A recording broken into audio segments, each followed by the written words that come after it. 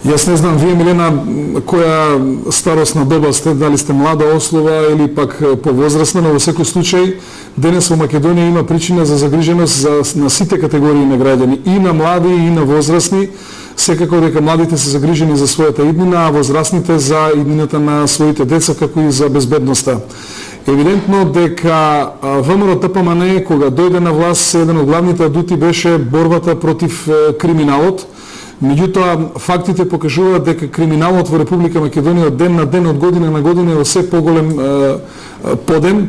И оно што е најбитно, во изминатиот временски период се примија многу луѓе во Министерството за внатрешни работи, се внесоа многу кадри, се потрошија многу средства, се купи многу опрема, а криминалот, убиствата, самоубиствата и така натаму се во постојан порас.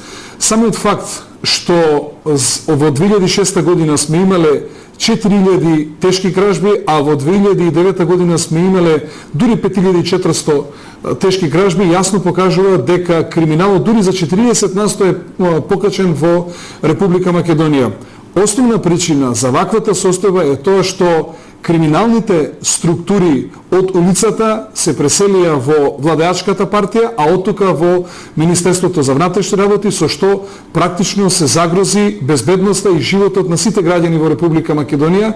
И она што можеме да го кажеме дека во наше време криминалците беа на една страна, ние бевме на друга страна. Сега и криминалците и власта се на една страна и затоа има целосна неефикасност токму во сузбивањето на овие криминални појави и токму во превентивното делување за сузбивање на криминалните активности. И затоа ни се случува да една иста банка биде плячкана по неколку пати, затоа ни се случува во континуитет поштанските пратки со пари да бидат исто така плячкани, затоа ни се случува да притвореници сами со кофа си се дават, си се самоубиваат и така натаму. Јасно е дека безбедноста на сите граѓани во Република Македонија е загрозена како резултат на целосно криминализирана и партизирана структура на Министерството за внатрешни работи.